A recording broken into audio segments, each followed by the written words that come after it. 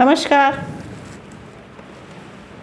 मैं कुसुम शर्मा आपके नन्हे मुन्नों का अपने चैनल में स्वागत करती हूँ। आज मैं आप लोगों के लिए महाभारत से जुड़ी हुई एक छोटी सी कहानी लेकर के आई हूँ। जिस समय द्रौपदी का चीरहरण हो रहा था, ये कहानी उस समय की है कि द्रौपदी अपनी रक्षा के लिए भगवान को पुकार रही थी और उधर बैकुंठ में भगवान विष्णु विश्राम करने के लिए जा रहे थे। नारद जी वहीं खड़े हुए थे। कहने लगे, हे नारद, ये पृथ्वी लोक पर कौन है जो इतना अधिक चिल्ला रहा है, शोर कर रहा है, सोने नहीं दे रहा। कहने लगे, भगवान, ये राजा द्रुपद की पुत्री द्रौपदी है। कहने लगे, क्या हुआ? उसको तो मनुष्य रूप में जन्म ही मिला है नीचे पृथ्वी लोक पर, फिर ऐसा क्या हुआ कि वो चिल्ला रही हैं? कहने लगे, भगवान, पांडव उनको जुए में हार गए हैं और उनका चीरहरण किया जा रहा है, उनका वस्त्रहरण हो रहा है, उसकी रक्षा करने के लिए वो आपको पुकार रही हैं। कहने लगे, नारद जी, देखिए, हमने पृथ्वी लोक पर रहने वाले सभी लोगों के लिए एक ही जैसा नियम बनाया है। भाई, जैसे किसी के कर्म है वैसे उसका फल तो भोगना ही पड़ता है, इसलिए हम कुछ नहीं कर सकते। देखो, यदि द्रौपदी का कोई अच्छा कर्म है तो हम उसकी सहायता करने के लिए अवश्य जाएंगे। अब चित्रगुप्त जी ने उसका खाता खोलना शुरू किया और उसमें ढूंढा जाने लगा। तभी नारद जी बोले, प्रभु, द्रौपदी का शुभ कर्म मिल गया। कहने लगे, क्या है इनका शुभ कर्म? कहने लगे, बताते हैं। और कह करके नारद जी कहने लगे कि प्रभु, द्रौपदी पिछले जन्म में भी कन्या थी। एक दिन एक ऋषि प्रातः काल के समय स्नान करने के लिए नदी पर गए।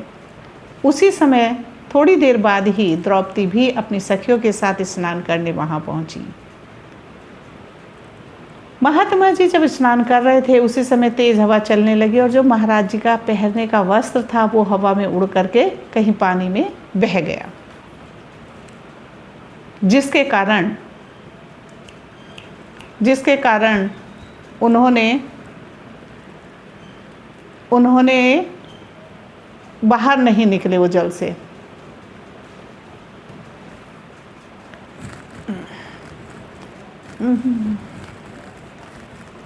तो जब वो जल से बाहर ही नहीं निकले तो उन्होंने जो था वहीं रहने का, जल में ही रहने का निश्चय कर लिया और बहुत देर तक वो जल में बैठे रहे। सभी लड़कियां नहा धो कर के वहाँ से वापस जाने लगी। इस तरह से द्रौपदी की नज़र बाबा पर भी पड़ी। बाबा धीरे से वहाँ से निकल कर के झाड़ियों में छुप कर के बैठ गए। द्रौपदी ने ऐसा करते हुए उन्हें देख लिया और उन्होंने जो था कहा कि जब जाने लगे सब, तो कहने लगी, तुम लोग ठहरो, अभी मैं आती हूँ।